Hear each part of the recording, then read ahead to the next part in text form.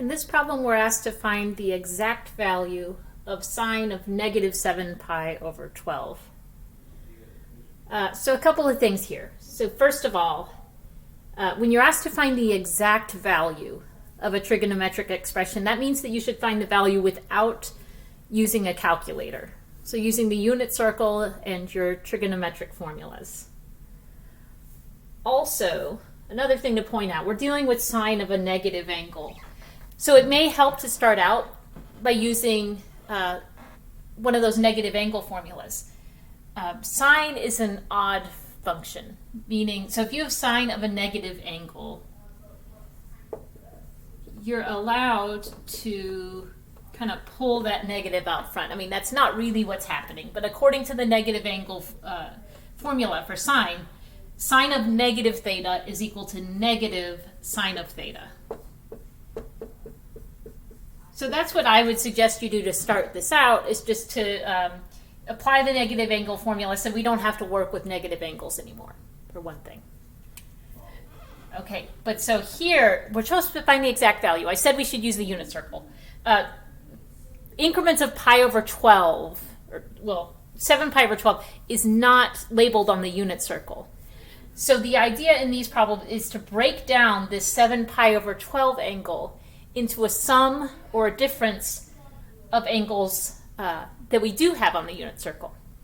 And there are multiple ways to do this. So if you break down 7 pi over 12 in a different manner than how I break it down here, that's fine. There are other ways to do it. But so I would take that 7 pi over 12. I guess let me do the scratch work off to the side. I'm going to look for a better view marker here. So that's 7 pi over 12. Suppose we break that up as 3 pi over 12 plus 4 pi over 12.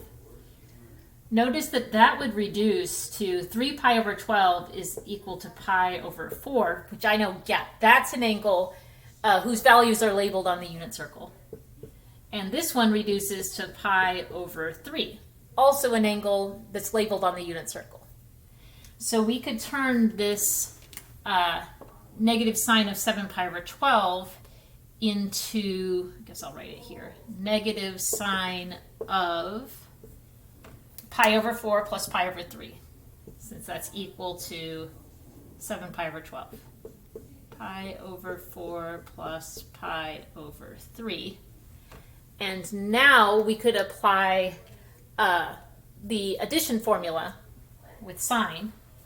So that formula says if you have sine of a plus b, that's equal to sine a cosine b plus, I'm not sure how I want to write this, sine b cosine a.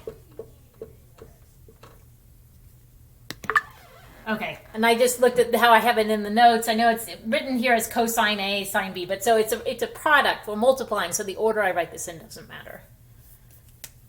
Although now that I say that out loud, here, let me make it match exactly with the notes that I gave you guys. So cosine A, sine B. There you go. Now it looks exactly like what I gave you in the PDF there. So apply that formula here. Don't forget you still have this negative just sitting out front. But now, sine of pi over 4 plus pi over 3, according to this formula, is equal to sine of A, which is pi over 4, times cosine of B, which is pi over 3, plus cosine A, so that's cosine of pi over 4, times sine of B, which is pi over 3. Okay, so this comes from what's in the red box up above. Now it's time to grab your unit circle. Sine of pi over 4. If you look at, so here, if you're looking at the unit circle, I'll draw just the first quadrant. That's all we're going to need. At pi over 4 radians, you'll see coordinates square root of 2 over 2, square root of 2 over 2. Sine, well, doesn't matter since they're the same, but sine is given by the y coordinate, so that's square root of 2 over 2. cosine of pi over 3. At pi over 3 radians, I'll have to write it over here, you'll see coordinates 1/2 square root of 3 over 2, corresponding to pi over 3 radians right here. So what do I need? Cosine of pi over 3, that's the x coordinate, so that's 1/2. Plus cosine of pi over 4, so that's the x coordinate here, that's square root of 2 over 2, times sine of pi over 3, that's the y coordinate here, so that's the square root of 3 over 2. So it's not real pretty. We want to simplify this mess now. So I've still got the negative out front. Notice that these denominators are both 4. You multiply straight across. So this denominator is 2 times 2. This is 2 times 2. So I'm going to write a single fraction with 2 times 2 in the denominator. Numerator will be square root of 2 times 1. So that's just square root of 2. Plus square root of 2 times square root of 3. We can, for positive numbers, we could go ahead and multiply them under the radical. And so that's the square root of 6. And so this is a decent final answer. I mean, the parentheses, it turns out, aren't really necessary here. We'll just leave this negative in front. And this is a good final answer for this problem.